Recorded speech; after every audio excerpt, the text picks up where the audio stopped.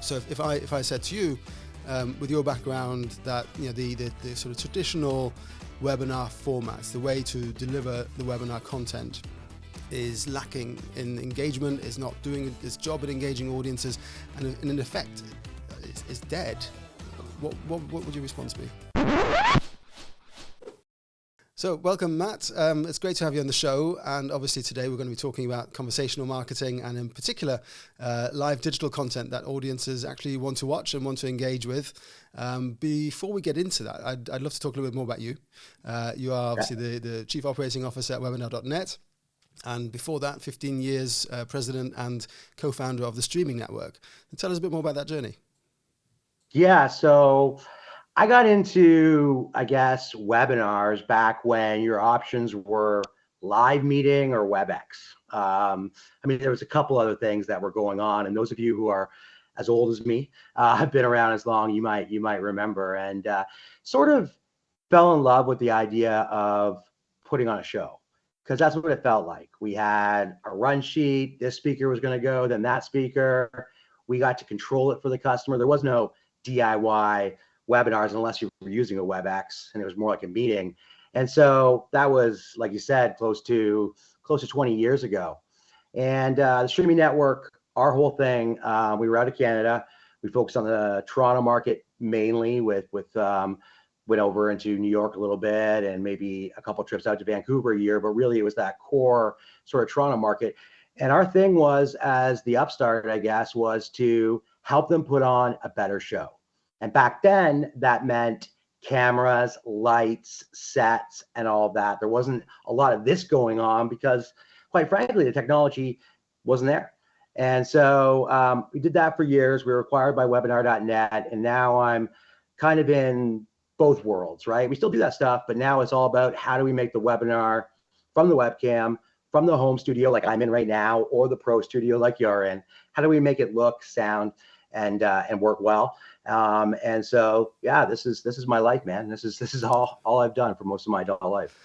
No, it's great, and it's great to have you with us, and I appreciate you taking the time. And it is a long time you've been in this space, probably slightly longer than I have been.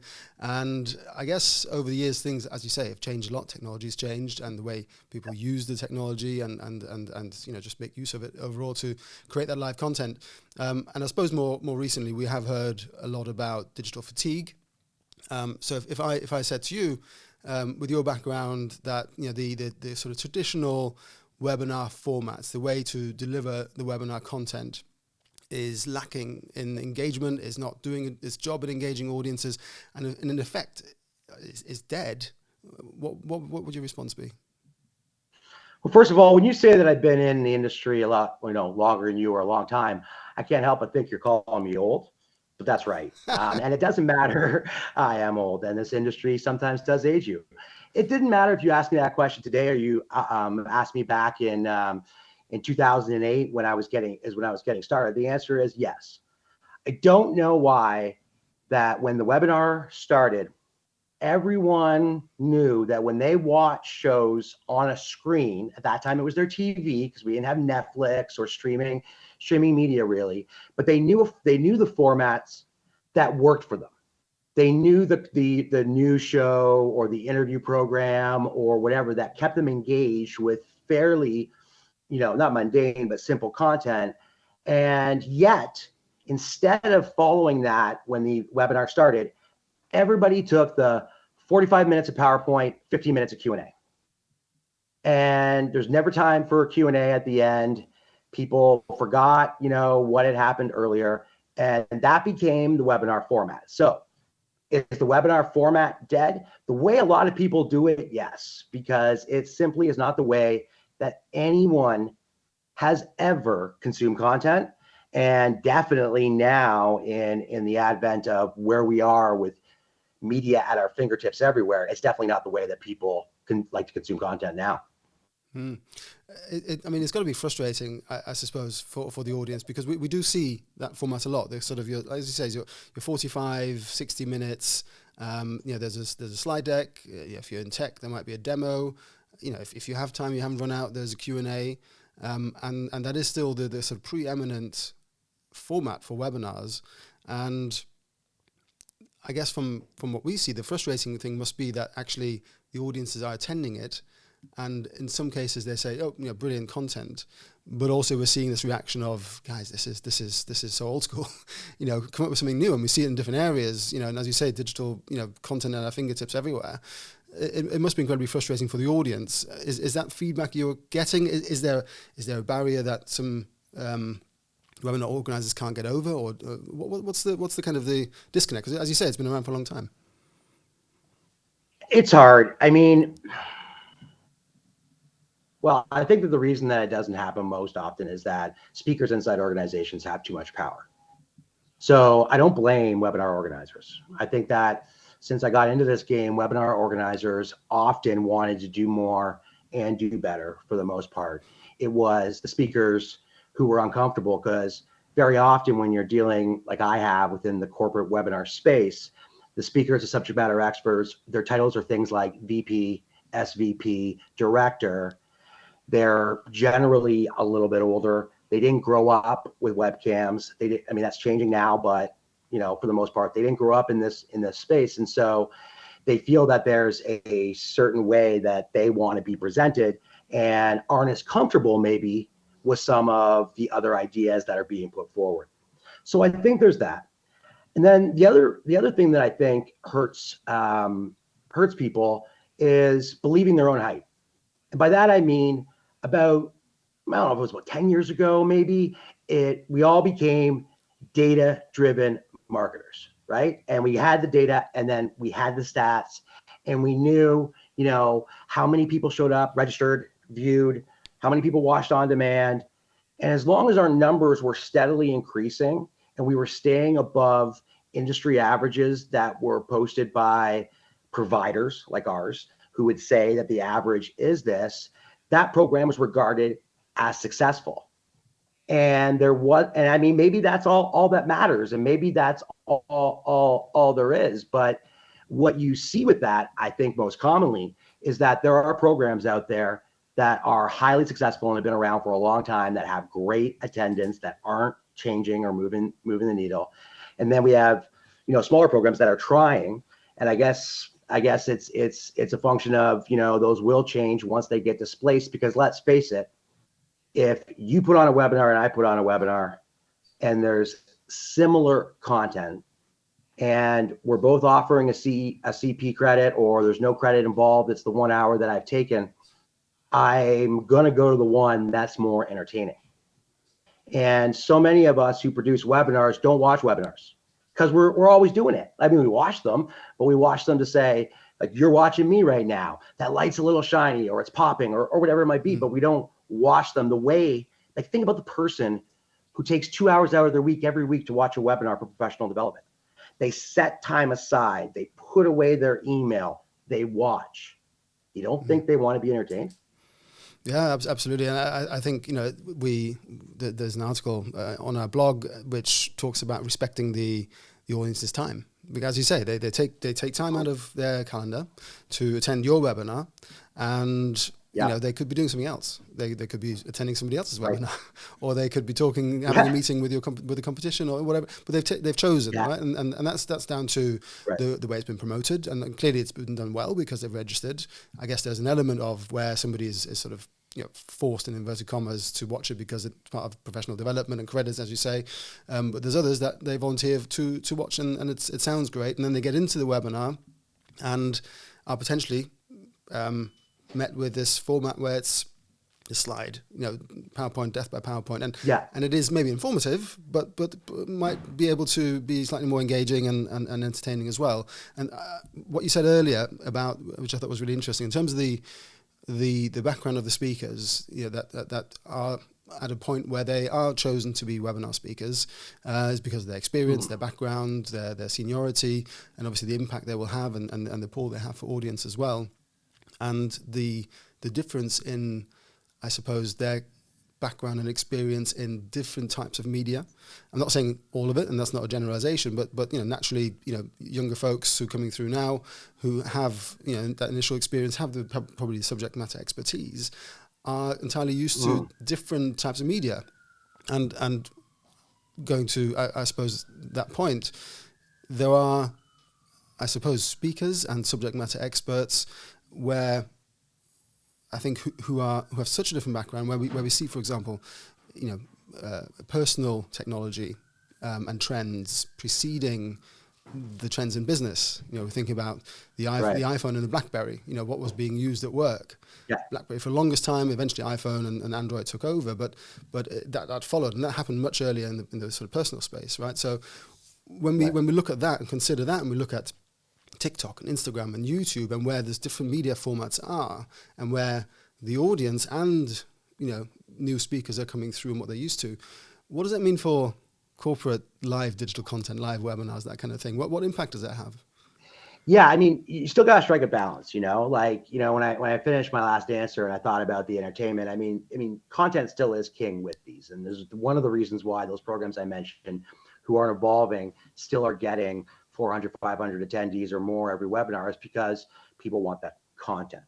And it still needs to be there, and you need to strike a balance. But I think that the generation that are coming through now are a tremendous value to organizations and should be looked at as that.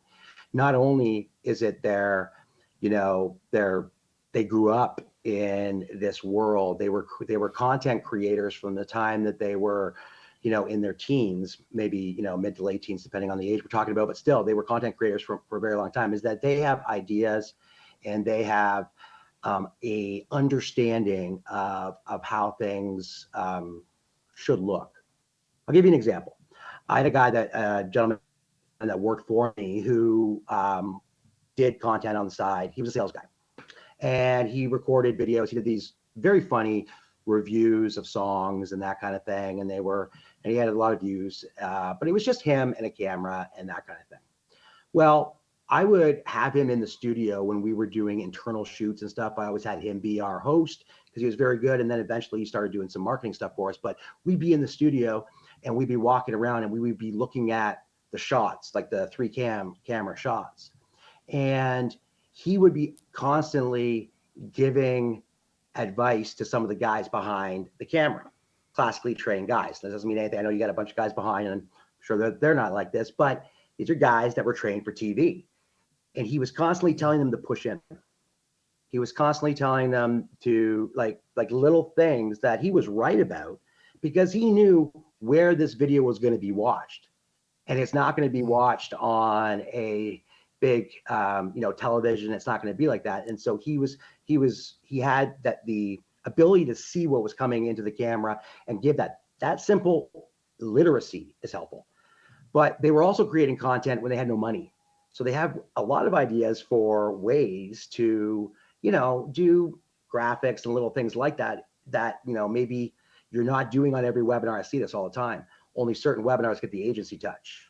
And every other webinar is DIY, boring as whatever. It doesn't have to be that way. So I think that they're a great asset. I do find, and I have found from the beginning of my career, is that there sometimes is a little bit more of style over substance with it, right? And that's what they are looking for. And we have to measure that, because we always have to remember who our audience is and who's watching. And they're not always the audience. So if you're at a law firm or something like that, and you're speaking, your webinars go out to corporate counsel from other law firms, and they're generally at a certain demographic. They're not the demographic of that producer or that younger employee, and we have to keep that in mind when we are producing content always. I agree. I mean, the target audiences will recognize a format that it likes, that speaks to them, and it needs to be right. It can't be a mismatch, obviously. Totally agree with that. But I thought it was interesting what you said about that person that you've been working with that had a completely different outlook, and we've got a few folks in the office here as well who say, look, guys, this is so 2010, right? That we've got to do something different, and that's great. You're going to need to have that input and react to it and take that on board.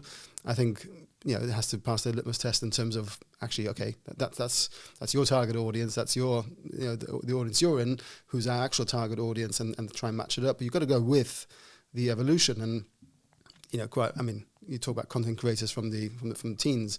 My son, who's 10 years old, has his own little YouTube channel, and he's been Yeah. pushing me to kind of do that. It's not me sort of projecting that onto him, and I don't know, he's got maybe 15 videos on there that he's made and started to edit himself. At 10 years old, I think it's pretty impressive. His friend has got Well, isn't it nuts? I 734 mean, you're web. not as old as me. You're not as old as me, but I remember going out to shoot like a CEO and having to send tapes to a location to get them encoded digitally so they could be edited by another guy who had an Avid studio. Like, it's nuts how quickly it's happened where, you know, you can edit almost anything on your phone now. I actually prefer doing some sorts of edits on my phone than I do on my laptop rig, which I can't believe that 10, 15, like how far we've come in that time. Yeah, it's astonishing, and how native the younger generation is, and I think, you know, that's not to say that is the way, you know, it has to be, but I think there's an element of adjustment, isn't there? There's a new target audience coming through, and we've just got to be mindful of that. I think audiences want to be entertained to a degree. They need information, obviously, as well. But the overall mindset is changing in terms of the consumption of the content. Yeah. Which actually, you know, I suppose there's a question in my mind then, if there is that sort of juxtaposition of information versus entertainment, and entertainment brings a level of attendance. You know, not everybody's there to only be entertained. Everybody needs some content as well. But what is if there is that sort of probably difficult juxtaposition to kind of balance, is there space for both in corporate webinars and corporate live digital content? I 100%. I mean, people come to webinars to learn something generally, whether it's they are a self-educating buyer who doesn't want to talk to a salesperson ever, and so they're learning about a product or service and trying to make a decision. If it's professional development and they're trying to learn how to deal with a specific problem. If it's just to stay up to speed on products and services that their company buys from big companies that are changing all the time, they come there to learn. But why? I mean, we all remember our favorite teacher back in elementary school or high school, and our favorite teacher, sure, they were probably a very good teacher, and you had those moments where you didn't know something and then you learned it. But the thing you remember is that it didn't feel like learning. It felt fun. It felt like a place you wanted to be. And I think that's what we need to strive for with webinars.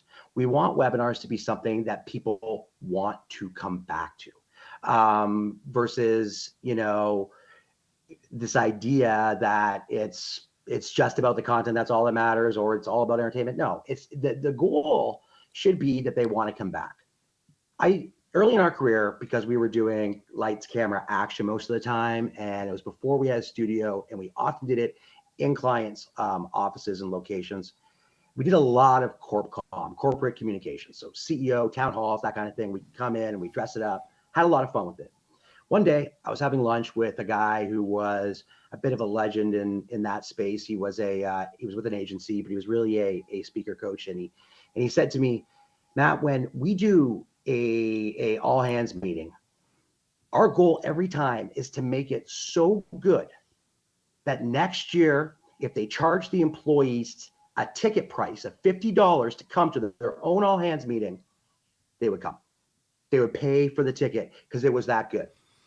Yeah. And I took that and I said, and I was like, wow, that's an incredible way to think about a show, because our whole goal when we're doing a webinar, if it is you're only doing one, that's a bad idea. It's generally that you're going to do another one and get a following and the like. So our goal should always be to get them to want to come back, to get them hungry for the next episode, for the next engagement. And part of that is what we're talking about today, is making it an enjoyable experience and something that they really want to come back. The other part of it is stuff that, you know, a lot of stuff that I've learned from reading your website about planning, right? Is this idea about the reason we want to go to watch the show next week when it after it ends this week is they've left things unanswered. There's like a cliffhanger. There's a reason to want to watch it next week. The reason we tune into our favorite podcast, radio show, talk TV show is because an advertisement says, hey, Matt Ley is going to be on the Webinar Expert's desk. We want to hear Matt Ley talk, or whatever it might be. It's promoted. So you need to know where you're going with your program as well. But but yeah, I think that if we all looked at it that way and looked at it as, we are in competition for ratings with our competition for business, that we would have a better landscape as it relates to rates of webinars across the board. I'm going to throw you a curveball here, because what you've just described for webinars is actually the case a lot of the time for podcasts, right? And they're not live most of the time, and they are not gated. But there's no reason other than that they shouldn't be able to do exactly the same thing. It used to be audio only. Now a lot of it is video or both, like this one here. And there's no reason that this couldn't have been a webinar. So, but on the flip side, the podcasts are just exactly what you described. I want to be listening to the next one. When is the next one out? I'm going to subscribe. I want to see what they talk about next. So what's the difference? Why is it working for podcasts? Where's that evolutionary shift for webinars stopped, and it has successfully been taken for podcasts? Well, I think that the reason that podcasts have evolved the way that they have is because of who and why people are producing them. So we start with who. The biggest podcasts and some of the podcasts that got us all into podcasts. And I know that there was stuff before Serial, but something like Serial happened. And when Serial happened, it was so well produced by NPR that it created this entire, I would say, genre of what is it, true crime stuff and whatever it might be. And so we had really talented people producing it. It was generally something that people did on the side for fun or as a tie-in to another media event. There was personality that were involved and it was different than the purpose of a webinar, right? The purpose of a webinar is a lot more strategic. Tofu content to get people interested and learn about your brand so that they go to the next level and take a demo. Middle of the funnel content, where it's all about user outcomes and case studies so that people can help make decisions. It's a lot more strategic in a corporate buying cycle, which is forced people to, I think, focus differently than it happened in the podcast. Because in the podcast, it was all about what do I do to get listeners and grow my listener base. That's all I cared about. Right. And they would pivot and change. They weren't necessarily selling anything, because if they had listeners, they would get their ad deals and the like. And there for a very long time, Joe Rogan was the only guy making money doing podcasts. No one else made money. Every other podcast lost money, no matter what they said. Just because they own the gear doesn't mean it didn't take time and energy for them. Everyone lost money. And so it was just about getting viewership. But once again, I agree with you. At the idea that this could have been a webinar, a very good webinar. This could be a podcast, and we can look. It's a new medium for us to look at to get ideas for how to produce good webinars. Is to listen to and watch podcasts and be like, okay, I like that. Yeah, no, great point. And I hope folks watch this or watch other podcasts and do exactly that. And just to kind of go back a few questions, I think what we're not saying is, your webinars, your corporate webinars need to be TikTokified. It doesn't need to follow that. But there are elements we can take, like you just said, for podcasts, elements we can take away, realizing that, audiences that are coming through will expect something different than the old status quo, will react better to something new, and to do that sort of gently and thoughtfully to kind of introduce those kind of things. So if part of the purpose of webinars and live digital content is to inform, but also to engage, what do we want the audience to, when they leave, when they've watched, what do we want them to feel when they, what do we want them to take away and think about that webinar? Like they maybe thought about their old teacher or somebody who taught them something, or, a relative they like talking to. What should they go away with and feel as a result of a webinar, do you think? And what does that mean for the format of the webinar? Right. Well, I think that people come to webinars, live webinars, in fact, because they want to engage with their other people on through chat and the like, and with the speakers. they want to be heard. There's a certain type of person who only does live, and we know that because of stats, because of data that I talked about previously, is that the live numbers on any webinar still outpace the on-demand, unless the on-demand, is up for 2 years or was primarily an on-demand piece of content delivery. So we know that. And so understanding that audience is that they want to participate. It's the same reason why Jim Rome gets all, who's an American, sports call-in show, has such a following on radio and never made the move to television, even though he had many offers, was because his whole attraction was taking calls from his listener base. And that was that engagement side. So there are people that want that. So we need to give them that. And in doing so, we have to leave room in our live webinars for questions from the audience. We need to make them part of the discussion as much as possible. And there can be 2 tracks. It can be done very well where there's a chat going on with certain people. That's kind of like your second screen when you're watching Walking Dead or Talking Dead and you're tweeting while you're watching. It could be like that. Or simply just not jamming so much content into your event that there's no room to answer anyone's question ever. When I moderate an event, I usually tell people that I need to take breaks at these times to at least to take audience questions. And the first place I take one is right after the intro. So right after we go through all of that housekeeping, you say the nice things about me, I talk about my history, and then, how to get help and how to ask a question and all of that. I then go, oh, wow, we already got questions coming in. And this first one's interesting. They want to know where you got that tie. Create trust with them that I'm going to answer the questions, and then ensure that I'm going through and I'm breaking to take those questions and let those questions sort of feed what it is that the webinar is about, even though there's always content that we need to get through.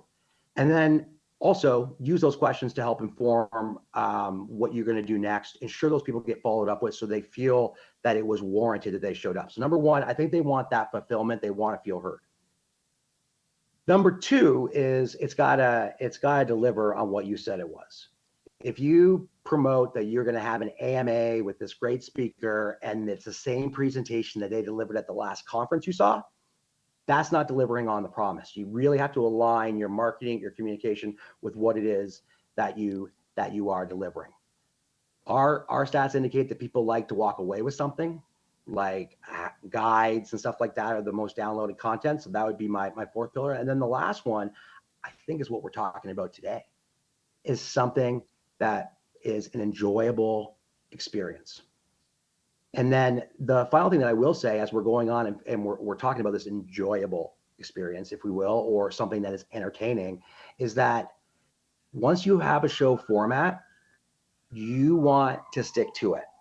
Something that like this that's working. You want to come up with a show and run it, because as people, we like knowing where things are going to go. We don't like to be what's going to happen next. As much as that's kind of exciting at first, we like to feel comfortable. We like to know that we're going to have this, then we're going to have that, then we're going to have this, and it's all kind of logical for us. That makes us feel good.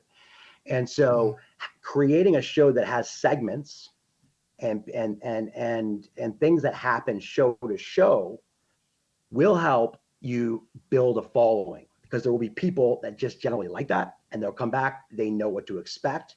They'll realize that last time it was worth sticking around to the end because there was this great thing that happened, and they're going to stick around again. There's something to that versus just always changing it up all the time just to see what I guess what sticks or whatever it might be. Right. Which is, we're not there yet, but which is a great point, because we do have I hope you've prepared it, the virtually anything goes question from me at the end. So do stick around for that. If you're watching this completely unscripted, I have no idea what Matt's going to ask me about. But also, just as you said, you want to get something, and you want to be engaged and hopefully come back for more, and engage the audience. So I will do the same. If you're liking what you're hearing so far, now's a great time just to subscribe and like the video, There's plenty more coming, obviously, and there's a few more in the back catalogue as well. But no, so when we were talking about ultimately what you're describing is conversational experience. Yeah. You know, people want to be heard, people want to ask their questions, they want to listen to you as well, present your content, and it is effectively a long distance conversation. And obviously that's what we set out with as the kind of the main topic area for today's session here as well. Now, we are talking about an area that is a broadcast medium, a one-to-many medium, and you've sort of touched on it slightly, but tell us a bit more about how actually this conversational approach, just hearing the audience when actually it's just a stream going one direction. How does that work if we're in this sort of space of one-to-many, the kind of broadcast, the live streaming kind of area? Well, it can work a number of different ways, but let's look at other mediums that are exactly the same. So radio is the same. Podcasts are definitely the same because they were pre-recorded. And television shows television shows like Anderson Cooper, CNN, whatever they might be, they're all the same. And so how do they make the audience feel like they're involved? Now, some don't do it very well, but a lot do it quite a bit. So it's pre-recorded segments of people, this podcast item, have a conversation with one of the attendees and do a segment where they're asking questions or they're doing whatever it might be. It's taking those live comments in the chat and referencing them in an effective way. So I know that a lot of speakers are comfortable going, oh, we got somebody from Charleston and someone from Toronto and whatever it might be, but there's stuff going on in there that, you may want to pick up upon. There's a lot of people talking about X, that kind of thing, making them show that they are heard. And then finally, it's taking those questions. There's always been an email question since email was invented on all of these other mediums. And so we kind of bring them in. But listening to your audience, a lot of people get wrapped up in this idea that the more of that goes on, the more their audience feels listened to. And to a certain extent, it's true. I just finished answering a question, talking about Q&A and talking about, all the things we need to do. But when a producer or a showrunner listens to their audience, what they do after the fact is they go back and they look at when did people tune out? Where was the highest engagement on chat or social media? What were the things people were asking for? Because if you can give the audience what they're looking for, then they will come back and they will feel heard. Even if I didn't ever take a live question or this podcast was never live, but you took the feedback every single week and then built your content strategy around that feedback to give those people the answers, they would feel heard. And that's important. And the hard part about that, again, when we talk about podcasts versus webinars, is that you're looking at building a following. That's what you're doing with this right now. But with a corporate webinar, often, they recognize they need more content about this product over here that is in this stage of the buying cycle. Go webinar producer, produce that content for me. Well, that's not necessarily what the audience wants. That's what the organization wants. And so it's not quite as easy to listen in that regard when you have these conflicting choices. It's kind of like you're getting notes from the studio after you've done your edit. Your edit's killer, but the studio wants you to do X because, Heinz is a sponsor and they'll get mad that we got French's in it or something like that. So you're in that spot, but as much as possible, take some time and listen to them after the fact. And other baked beans are available. Not just Heinz, but no, it's a good point though, because, as you say, that there is that conflict, and it is, what do you put at the center? Is it the kind of the company's message that needs to be projected and socialized, or is it serving the audience's expectations of what they actually want to hear? Can that be married up?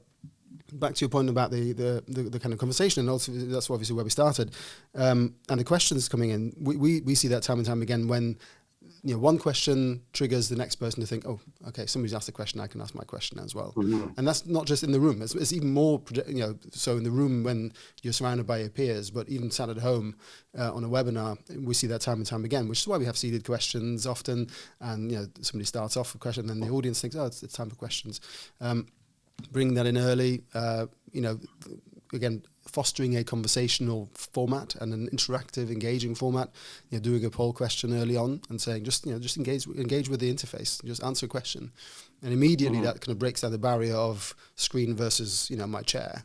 I'm actually now engaging with the content and the speakers. So it's incredibly important. Now, if somebody's listening to us and thinks, well, actually, I like the idea of the sort of more engaging, entertaining content, but I do have this message that I need to get across. I think they'd be forgiven to think that those are two separate things. So in a programmatic approach where there is ongoing, it's not just 2 webinars a year, it's 20, 30, 50, 100 webinars a year in a program. How can those two be married up ideally? I mean, there's multiple ways of doing it, I'm sure, but how do we get across that border of it doesn't just have to be the message and it can be entertaining? How do you see that? So I think that there are strategies for how you assemble a show or a webinar that are there, because quite often I don't do like yourselves. I'm not doing consulting on these other things, but very often when I'm in an RFP or we're talking to a customer, I'll get that person who'll be like, can you stay behind? And I'll stay behind on a meeting. Like, look, our webinars really suck. And I know that the platform maybe not solved, but what should we do? And why are they are so boring? And there's I think some simple tricks. So the first thing that I always talk about is the role of the moderator.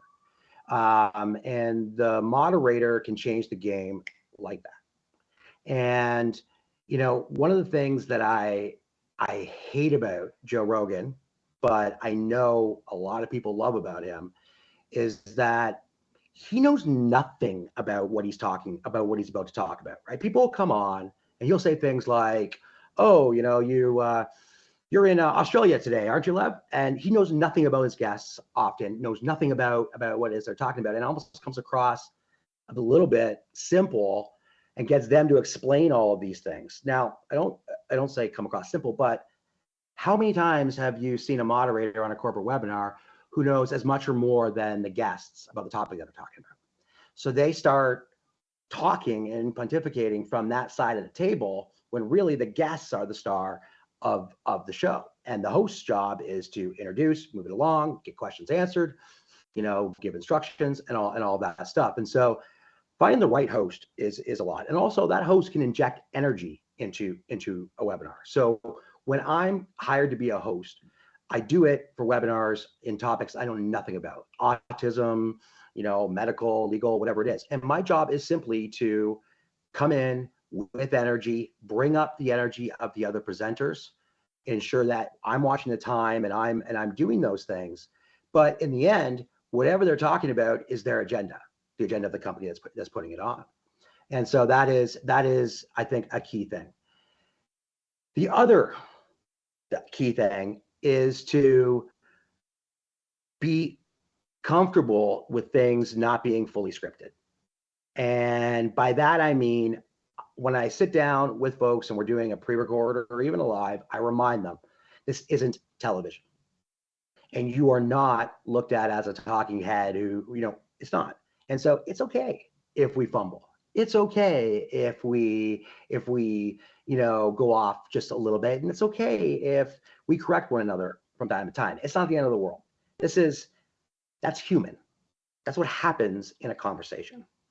And so having people feel as though they can go in without it being, scripted, per se, is very, very, very, I think, important to getting people to loosen up. And then the final thing that I would suggest is to make it conversational. You want to create the idea that they're watching a conversation up here. So as much as possible, you want to have the longest part agenda item in your session be the Q&A, the panel discussion, the this, the that. That's got to be the biggest part, because that will make your audience feel like a conversation is happening and that they're a part of the conversation. And so when people tell me that it has to be a presentation because of whatever reason, it's an economic update and it has to be done in a certain way, I'm like, great. Well, we can pre-record that. What value is doing that live? Pre-record it, get it as tight as possible, play it off the top, and then let's have a talk about it. If there's certain things that have to happen a certain way, figure out how to do them so that we have as much time for the conversation and the discussion as possible. So when considering, how, excuse me, to make it seem more conversational, it has to be more conversational. But to get it to that point, the simplest things I think that people can do is sort of implement those call-in show or TV interview show type tactics into their webinar. And remember that the didactic part is always going to be the most boring. So let's try and keep that as tight and as short as possible in the larger sphere. If you've paid to bring in a presenter from IDC or some great influencer within the marketing space onto a webinar of yours, you don't want them to deliver the same presentation they give everywhere else. You want it to be exclusive to your customers, to your prospects. And so you want to find a way to make that unique so that they feel like they're getting something that they wouldn't get somewhere else. That's how you use a speaker like that. And so, yeah, those are some simple ideas. I think I started rambling there. I could talk about this topic for forever, but that's sort of where I would go with it. No, it's brilliant, and just that very last example that you said there as well. We had an event last year where I don't know if you heard of Vin Jiang. He's a sort of public speaker. Comes from a sort of magic background, but he did a session for one of our customers, and it felt exactly like you said. It was custom to them. It was really, really engaging, and everyone came away thinking, "Wow, this guy's amazing." And on some events you can have like a keynote speaker, and as you say, you think, yeah, okay, it's sort of something clearly that they do more often and they get paid very well and handsomely for, and a lot of work's gone into it. But it probably was the same this week as they did for the previous customer last week. Right. This one was so spot on, and then leading into that personalization, the kind of conversational elements then that can follow that, because everybody actually feels, oh, he spoke to me. This was for us. This is our team that he's talking about.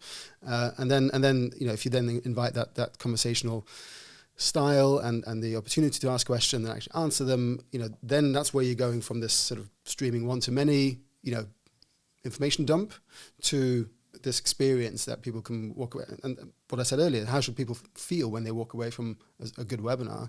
Right. As you said, they feel heard, they feel involved, it's memorable, and it's something that they'll come back for. And I would put that experience against we've got to get this message across at all costs because that's what we're trying to win leads for.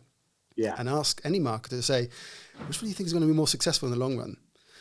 And I think that's a bit of a sort of mean and hard question, but it's something I think that we need to consider in this whole context. So really appreciate your sort of your views on that. Really interesting. I think it's probably time that we get on to the promised virtually anything goes question. I've asked you enough questions, and I have given you the opportunity to ask me a question. Anything that you want. The only caveat is that you also have to answer the same question. I don't know what it is, so I'm going to step myself in and hand it over to you.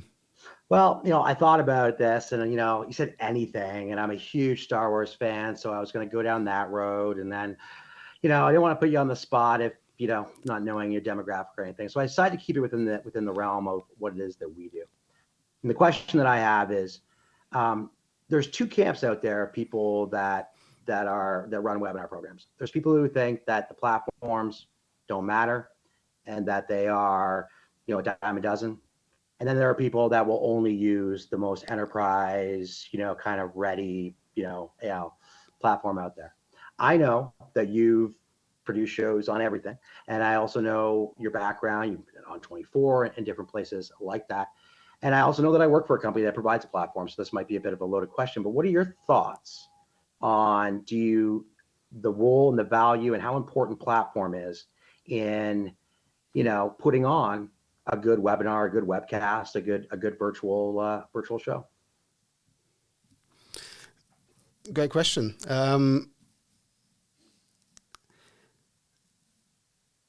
I think on the back of everything we just spoke about in this show, in this session, the style, the format, and the delivery of the content, in my view, is the star.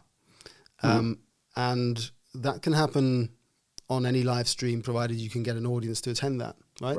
There are elements that will allow you to engage more. So if it's a live stream on any live streaming platform and there's no real way of asking questions or engaging with something, then you have to build something in and attach it to it if it hasn't got it.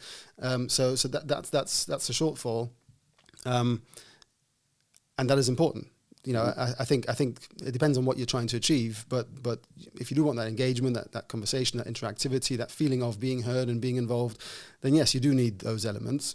I think there is a sort of inflection point where the platform has everything you could possibly think of, and there are very few companies in the world that will use everything, and certainly no single team. A large enterprise business, yes, one team will use this and other team will use that, and as a company, as an enterprise business, they will use all aspects of it.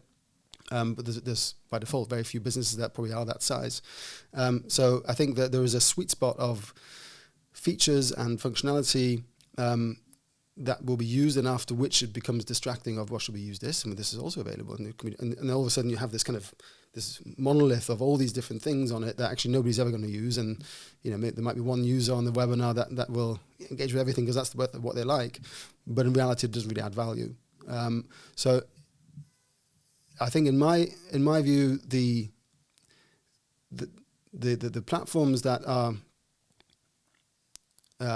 contributing to the value of the webinar are the ones that do the basics really, really well, that allow for that conversation to happen, that give you the insight as the organizer to say, okay, well, this is actually what happened in the background. We know that so-and-so did this, and this percentage of people did that, and actually get the insight rather than just offering that to the audience, but actually give the organizers the insight and the value to say, here, we serve this easily up to you in a dashboard, and this is what you can learn from that. So in that sense, I think, you want to serve certain audiences, but there's a core audience that makes up 80% of your business, and if you can do that really well, then that's ultimately where your audience is going to, well, your target audience as a platform, for example, is going to engage most, because they will have the most amount of value for a reasonable fee. And anything that goes beyond that is rarely used, and if it is required, then it's justifiable to charge extra for that or develop that. But that's where I would see. I think the content in itself, I think we can't say anything other than that after what we spoke about today. No, we can't. The content and the experience is still the key, but you don't want to leave yourself short by missing out on engagement. That's I think my view on that. I couldn't agree more. I mean, because I've been doing this for so long, I can tell you that the first platforms that I was delivering webcasts or these types of webinars on were not very good compared to what we have now. And not only that, the presenters weren't as comfortable. There was a lot that went on then and now. And I used to say that when people talked about, I remember people were like, what do you think about Second Life? Or what do you think about, the metaverse or this, that, or the other? I go, in the end, I and my team and people who have done this for 20 years, doesn't matter if it's hologram technology, which Cisco created and put into a basement. You can see it at Yankee Stadium, but we don't use it in corporate con because it's weird. I could produce a virtual event on a hologram. It doesn't matter about the medium. It's about the show and it's about the content. So I don't think that platform matters that much at all. I mean, as far as putting on a great event. What I know based around, what it is that I see every single day, and the fact that, there's things that I'm able to do now from my home studio without help, that a lot of platforms will make it all easier for you, make it easier to fully understand your audience and where they're better engaged and at what points you lost them, make it easier to produce something that looks like a show, lower thirds, that kind of thing. But in the end, it really comes down to the conversation that we had today. This is what you want to strive for with your program, with any sort of program that you're doing. And then afterwards, look at the platform to meet those marketing analytics production needs. But doesn't matter what platform it's on, this would have been just as good no matter what is being put on. Yep. Yeah, I agree, and I think great question. Thank you for that, and good to hear your view on that as well. I don't want to ignore the Star Wars thing though, or at least the science fiction. I was just thinking when you were talking about that, there are so many science fiction movies out there that paint a picture of what the world will be like in the future, and you watch it, and so some of the years that were in the movies, 2019 or whatever it was, it's already passed, and it doesn't look anything like it. And where's my flying car? I was promised it as a child, and I don't have it. The hoverboard, Back to the Future. Yeah. But I think in reality, it's the same with platforms. It's the kind of all the things that holograms and things and ideas and Second Life and all those things that are possible in people's imaginations in reality are not necessarily practical, or like you say, sometimes a bit weird. So I think what we're seeing 20 years on from when we both started is still a version of the platform that we saw originally of the experience, but just better and more thought through and more functional. And but not I don't have you on my desk as a hologram. That would be weird, but it's just better and improved. And I think that's the most important thing. If we look at how do we create better experiences, is just do the basic things better, and and also I know that we're running out of time, but I just want to say there's stuff now that are like the hologram that we have, and people would have dreamed about this years ago. The simple ability just to pull in an attendee on webcam and have them ask a question. For some people, this has been the holy grail of webinars forever. We built that feature a year ago. So few customers use it, because they started to realize, like we've always said, that you have 800 people on. How much, and you have no time for questions anyways. Let's just be straight. You always run out of time. And now you're going to let some person from the audience just start talking like I did. I just ruined your ending. I just ruined the end of this podcast by doing this. But there's a lot of stuff that's already out there that I find that producers think will make everything better, or speakers think will make everything better. And they tend to learn that, nope, there's a reason that the Anderson Cooper 360 show looks and sounds and acts the way it does, with, reading of tweets, the way they do interviews, the way they do the kickoff and all of that. It's because it works. It's because it works. And if it didn't work, they would change it. Yep. Totally agree. Couldn't agree more. And we started talking about how to create in conversational marketing sort of aspects a live digital content piece that audiences actually want. I think what we covered is they want to be heard, they want to participate, they want to be engaged and engage, but they still want information. They still want to be informed and educated as well. And I think what we can take away from this, in my view, is that actually most people are probably on the right path. They need to just tweak what they do and allow those elements to come in. And if you are running 45 minutes of PowerPoint followed by Q&A, great, you're already doing Q&A. Brilliant. Bring some questions in earlier. Maybe shorten the PowerPoint a bit, and maybe shift the. You're not necessarily doing things wrong, but there's room for innovation and improvement and kind of tweaking, and it doesn't have to be chucked out the window and completely rethought and just replaced by TikTok videos. That's not going to work. But sensible small tweaks over time. And I think that's where we got to, right? Yeah, for sure. Brilliant. I think that that idea too. We didn't go there. I know that it was on the agenda. We didn't get there very much about TikTok and memes and all of these things. That's not what we're talking about when we're talking about making it exciting and interesting. It's like what TED did to the talk, like TED Talks did, right? It's about, rather than it always being an hour and it always being at a podium with an interaction with the audience, is 20-minute, really hard hitting, content or whatever it might be. They changed the way people present with that medium, and that was a logical change to what happens on stage with those types of presentations. It is not logical to go from 45 minutes of Q&A to 45 minutes of presentation, 15 minutes of Q&A to deep fakes and TikTok dances on a webinar doesn't match, doesn't make sense. So I know we didn't get there, but it is important. It's logical, small changes, listening to your audience and trying to be in their shoes, knowing they gave you an hour of their time today. And, what are they going to remember when they walk away? If corporate webinars are all TikTok and memes, that's the day I'll hang up my webcam. So I think we're a long way off from that. But Matt, it's been brilliant having you on. Really, really enjoyed hearing your thoughts, having you in this conversation. I hope it was useful for the audience as well. I'm sure it was. Do subscribe and like to this podcast. We really want to bring you more. There will be plenty more guests. There are already existing episodes you can watch as well. But Matt, really appreciate your time. I know you got up early for this as well, and loved having you. So thank you to you. And of course, thank you to our audience for listening as well. Love having you, and we'll see you in the next episode.